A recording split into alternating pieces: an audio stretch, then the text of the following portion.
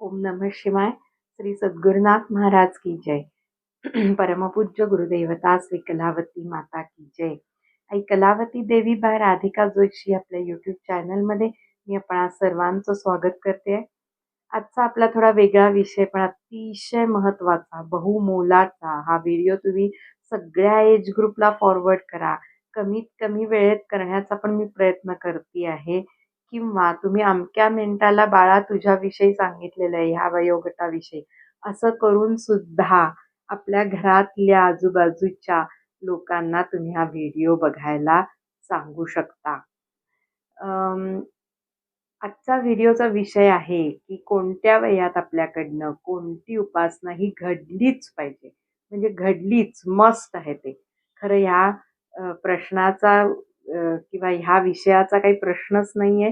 कारण दुर्लभ अशा नरदेहाची प्राप्ती झाल्यावर भगवंताला प्राप्त करण्याची सुवर्ण संधी आपल्याला जणू काही नरदेहात मिळालेली आहे.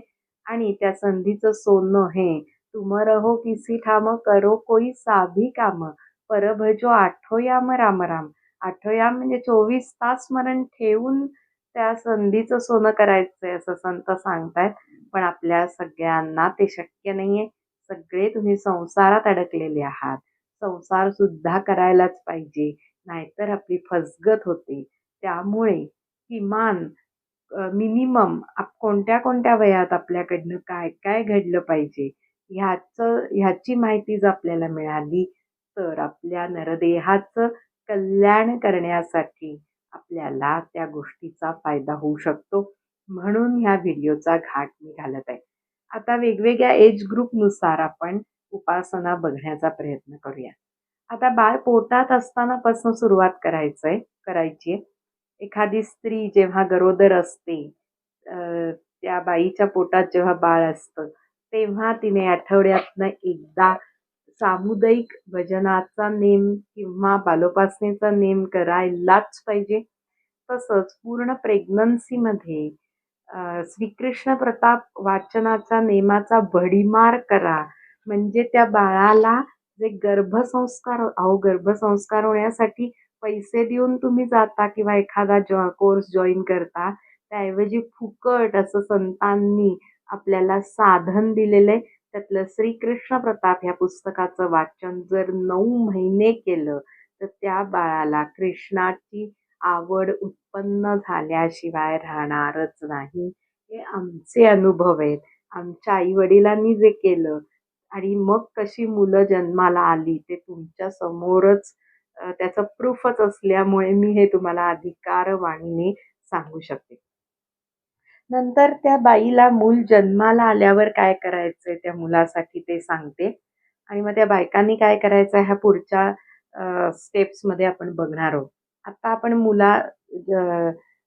गरोदरपणात म्हणजे पोटात असल्यापासूनच्या बाळाचं आता आपण फेज बघत आहोत. आता ते बाळ जन्माला आल्यावर काय करायचं बघा. जन्माला आल्यावर शक्यतो त्याला सगळ्याची ओळख व्हावी यासाठी आपण त्याच्याशी आपल्या भाषेत बोलायचा प्रयत्न करतो. वेगवेगळ्या वस्तू दाखवायचा प्रयत्न करतो. आई बाबा आजी आजोबा ह्याचं ज्ञान व्हावं यासाठी प्रयत्न करतो. अगदी तसंच बाळ कडू म्हणून त्या मुलाला परमार्थाची ओळख करून आपल्याला द्यायची आहे. आणि त्यासाठी त्या बाळाला झोपवताना नामस्मरण करा, त्याला भजन म्हणून दाखवा. तसंच हळूहळू थोडंसं मोठं झालं ते बाळ की त्या बाळाला घेऊन सामुदायिक उपासनेला 10 मिनिटं त्या पवित्र वास्तूच्या बाहेर जाऊन उभं राहा.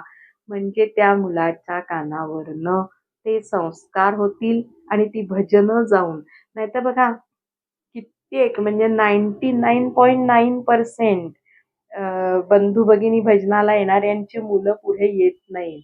कारण त्या भगिनींनी बाळ पोटात असल्यापासून असे प्रयत्नच केलेले नसतात. आणि जे लोक प्रयत्न करतात त्यांना सुपीक मिळतं, म्हणजे चांगलं फळ हाती येतं. मग त्यांची मुलं अशी 3री 4थी जनरेशन सुद्धा भगवंताची सेवा करते. मग थोडं बोलायला यायला लागल्यावर त्याला एक एक ओळ बालोपासनेची म्हणायला शिकवायचं आळस न करता. जॉब करणाऱ्या भगिनींना सुद्धा आयांना वेळ नसतो हे कारण पण खोटं आहे. कारण मी टाईम म्हणून मोबाईलमध्ये तासनतास वेळ जातो. त्यातला 15 मिनिटं त्या मुलाला श्री गणपती म्हणायला शिकवायचं.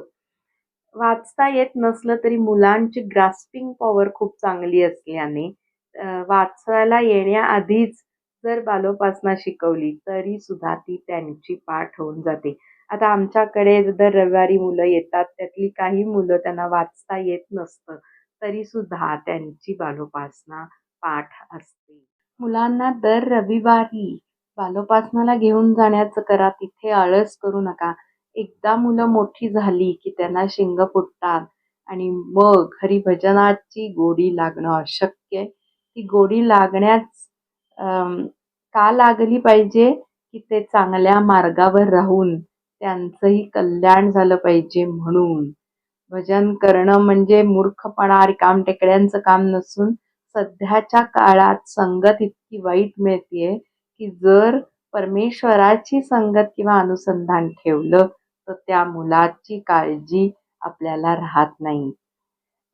हळूहळू मुलाला वाचायला यायला लागल्यावर, थोडा मोठा झाल्यावर त्याला पेटी तबल्याच्या क्लासला म्हणजे हरिमंदिरात शिकवणी चालू असेल तर तिथे पाठवा. जेणेकरून त्याच्या अंगात काही जर गुण असतील तर त्या गुणांच्या मार्फत हरिचरणी त्याची सेवा रुजू होण्यासाठी मदत होईल. तसंच दररोज बालोपासना म्हणून घ्या हो, 15 ते 20 मिनिटं लागतात. आई-वडिलांनी त्यावेळेला कठोर झालं पाहिजे. त्यावेळी त्याला खायला-प्यायला काहीही द्यायचं नाही, दूध द्यायचं नाही बालोपासना झाल्याशिवाय. असं कठोर झाला नाही तर मुलांना वळण लागणार नाही. आमचे आई-वडील म्हणजे माझे आई-वडील तर खायला-प्यायला द्यायचेच नाही.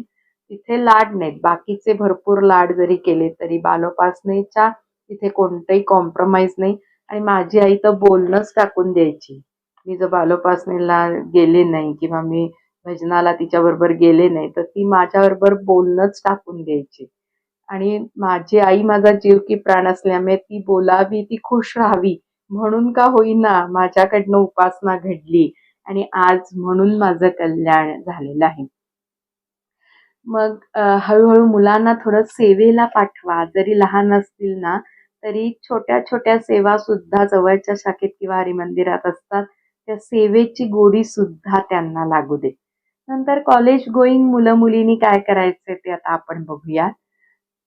काही जण खूप इंटेलेक्च्युअल, खूप इंटेलिजंट असतात. ते एकमार्गी असतात, ते अभ्यासू असतात. त्यांना आयुष्यात खूप काही मोठं करायचं असेल, सायन्स साईडला गेलेत, मेडिकल साईडला गेलेत, इंजिनिअरिंग करतायत, CA करतायत, अजून काही करतायत आणि खूप सिरियसली करतायत. अशा मुलांसाठी दर रविवारी त्यांनी बालोपासनेचा नेम हा केलाच पाहिजे. तसंच शनिवार, रविवार सुट्टीच्या दिवशी क्लासेस नसतील, कॉलेज नसेल, तर अगदी छोटीशी सेवा करायची जवळच्या शाखेत जाऊन. मग त्याचं एक उदाहरण देते. आमच्याकडे श्रावणी म्हेत्रे आणि सानिधी म्हेत्रे, एक CA आणि एक डॉक्टर आहे. तिचे अनुभव पण टाकलेत बालोपासनेच्या ह्याच्यात. तर त्या दोघी काय करतात, की फॉर एक्झाम्पल उत्सवाच्या दिवशी जरा जास्तीची फुलं आणली जातात. तर त्या दिवशी मार्केटला म्हणजे मार्केट यार्ड पुणेला माझ्याबरोबर येतात. मग ती सेवा त्यांची 1 तासात होऊन जाते छोटीशी. कधी त्या फुलं निवडायला किंवा फुलांची रांगोळी घालायला येतात. म्हणजे 1 तासात छोटी सेवा होऊन जाते वेळेत. रविवारच्या दिवशी जर काही उत्सव आला किंवा सकाळी मी लवकर मार्केटला जाते, तर त्या वेळात त्या ही सेवा करून टाकतात. तर अशी सेवा दर महिन्यातनं 1दा-2दा आपल्याकडनं होत आहे का? असं सुद्धा बघा. आणि जे लोकं निवांत फील्डला आहेत, म्हणजे काय की कॉमर्स करतायत, आर्ट्स करतायत, अजून काही करतायत, जिथे कॉलेजचं टेन्शन नाही, टाईमपास करायला वेळच वेळ आहे, त्यांनी तर जवळच्या हरिमंदिरात किंवा शाखेत वाहून सोडा, वाहून. अंगचोरपणा करू नका, सेवा सोडूच नका. आत्ता एवढा टाईमपास टवाळक्या करायला जर वेळ असेल तर. आठवड्यातनं एकदा बालोपासनेचा नेम किंवा नियमित उपासनेमधला भजनाचा नेम त्यांनी करावा. तसंच घरात दररोज बालोपासना, 2 माळा आणि क्रमवार पुस्तकांचं वाचन हा छोटासा नेम तरी आपल्याकडनं झालाच पाहिजे. त्याच्या पुढची स्टेप आहे शिक्षण पूर्ण झालंय आणि जॉब बघतायत. किंवा एक जॉब सोडून दुसरा जॉब बघतायत, ह्या मधला जो वेळ असतो त्यामध्ये दररोजच सामुदायिक उपासनेला जाण्याचा नेम करावा. त्यांनी तो वेळ व्यर्थ घालवू नये. त्याने नोकरी पण छान मिळेल आणि सगळंच कल्याण होईल. हा परमपूज्य आईंनी सांगितलेला नेम आहे बरं, माझ्या पदरचा नेम नाही. आणि त्यावेळेला भरपूर सेवेचं महात्म्य आहे. आपल्यासाठी कोणी राबलं ना तर देव त्याला मोकळ्या हाताने पाठवतच नाही. राबा राबा, तरुण वयात देवासाठी सुद्धा राबा. जेवढं नोकरीसाठी आपल्या पोटापाण्यासाठी आपण राबतो त्याच्या 10% तरी देवासाठी राबलात ना तर नोकरी आणि पुढचं सगळं जीवन अतिशय फ्लो मध्ये स्मूथली जाईल, ह्यात शंकाच नाही. त्याच्यानंतर नोकरीत असताना मुलं मुलींनी काय नेम करावा ते आता आपण पाहणार आहोत. मी परत सांगेन, रविवारी भजन किंवा बालोपासनेचा सामुदायिक उपासनेचा नेम हा झालाच पाहिजे आठवड्यातनं एकदा. तसं छोटं सिद्धारूढ वैभव जे आहे त्याची PDF मी मध्यंतरी सगळ्यांना पाठवलेली होती आणि ती PDF जर कोणाला हवी असेल तर मला कॉमेंट्स करून सांगा, म्हणजे मी तुम्हाला ती PDF पाठवू शकते. ते जे सिद्धारूढ वैभव आहे ना ते परमपूज्य आई असताना अतिशय कॉम्पॅक्ट अशा पद्धतीने छापलेलं होतं. त्यामुळे त्याची पारायण करताना दररोज 10 ते 15 मिनिटच लागतात आणि तो नेम जॉब करणाऱ्या मुलामुलींसाठी अतिशय वरदान ठरतं.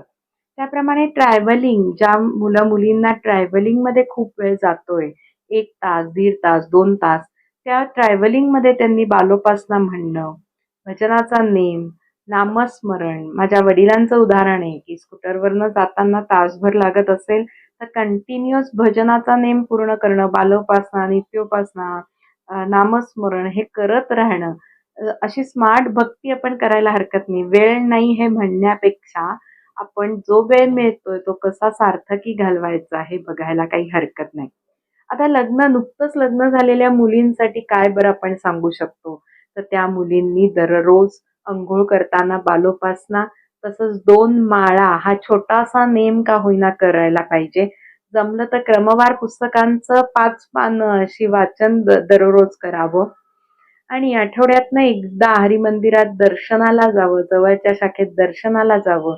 तसंच महिन्यातनं एकदा बालोपासना किंवा सामुदायिक उपासनेचा नेम ठेवावा, जेणेकरून अनुसंधान राहतं. मग त्या केसमध्ये 10 मिनिटं जाऊन आलं तरी सुद्धा चालेल, पण अनुसंधानात राहतो आपण परमपूज्य आईंच्या आणि ते अनुसंधानच आपल्याकडनं उपासना आणि नेम करून घेतं. प्रेग्नन्सी असताना काय करायचं तर हे मी सुरुवातीलाच सांगितलं.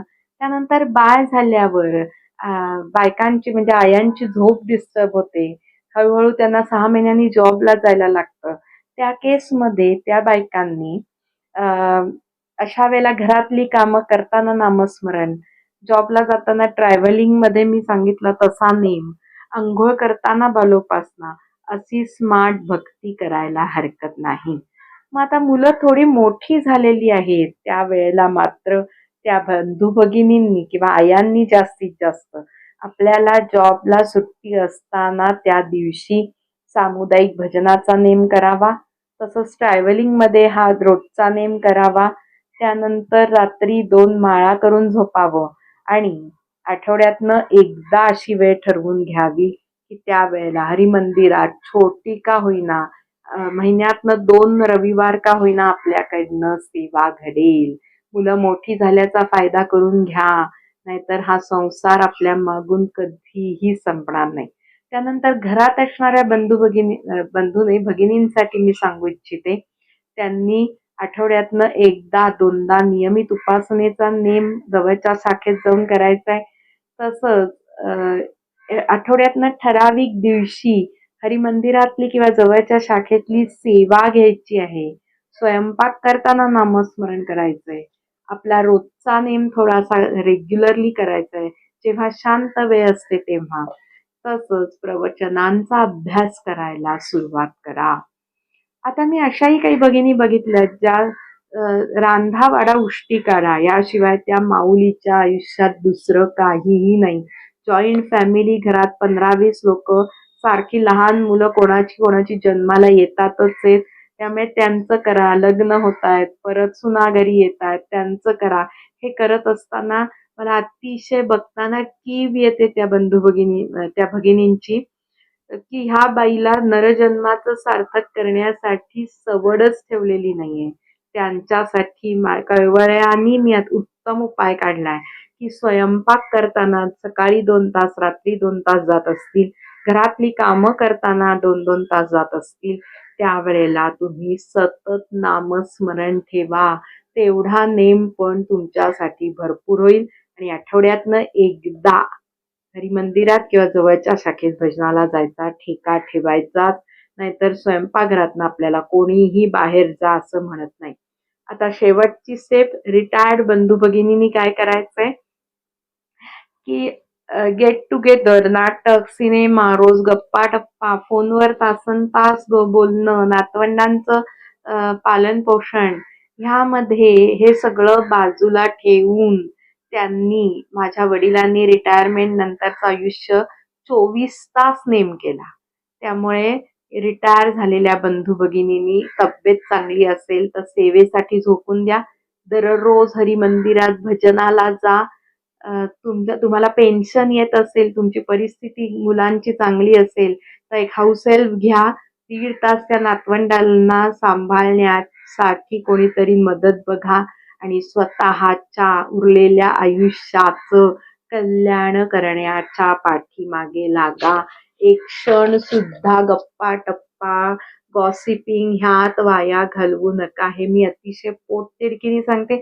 परमपूज्य आईंच्या प्रवचनांचा अभ्यास आणि आचरण करा. पैसे आहेत म्हणून फॉरेन ट्रिपला जरी गेलात, वर्ल्ड टूर जरी झाली, तरी वर्ल्ड टूर होणाऱ्या माणसाला पुढचा जन्म मनुष्याचा मिळतो ह्याची कोणतीही गॅरंटी नाही. आयुष्यभरात किती स्मरण केलं ह्यावर पुढचा मनुष्य जन्म मिळणार आहे की नाही, मुक्त होणार आहे की नाही हे अवलंबून आहे. ह्या व्यक्तीने वर्ल्ड टूर केली पण पुढचा जन्म डुकराचा मिळाला आणि डुक्कर फिरतंय वर्ल्ड टूर केलेलं, यात काय भूषण आहे मला सांगा. त्यामुळे तुम्हाला मिळालेला शेवटचा रिटायरमेंट नंतरचा वेळ हा बोनस समजा आणि पाठीशी लागा. माझ्या वडिलांनी 24 तास नेम केलेला आहे आणि अंतकाळ साधलेला आहे, म्हणजे नामात त्यांचा शेवट झालेला आहे. त्यामुळे फालतू सगळ्या गोष्टी आहेत ना, त्या श्रीमंती असताना सुचतात. तर ते थोडंसं सगळं बाजूला ठेवून आपल्याला काय साधायचंय, पुढचा जन्म चांगला पाहिजे असेल, त्यांनी ह्या बाकीच्या सगळ्या छंदफंद सोडून 24 तास भगवंताच्या स्मरणात घालवा. आणि ते घालवले नाहीत तर पुढचा जन्म कोणता मिळेल ह्याची शाश्वती नाही. आता शेवटचे टीप, जे बंधू वर्ग आहेत त्यांच्यासाठी बंधू होणं म्हणजे पुरुष म्हणून जन्माला येणं हे परमार्थासाठी फार फेवरेबल आहे बरं का. कारण तुमचा कामधंदा झाला की तुम्हाला घरातल्या कुठच्याही जबाबदाऱ्या नसतात, मुलांचे अभ्यास घ्यायचे नसतात. मी 90% बंधूंचं सांगतेय. तसंच तुम्हाला घरात स्वयंपाक बनवायचा नसतो, त्यामुळे मित्रांबरोबरच्या जे टाइमपास आणि गप्पा टप्पा ह्याच्यात तुमचा असंख्य वेळ जातो. तोच वेळ तुम्ही परमार्थासाठी, हरिमंदिरातल्या सेवेसाठी, उपासनेसाठी, रोजच्या नित्योपासनेचा नेम करा मी तर म्हणेन.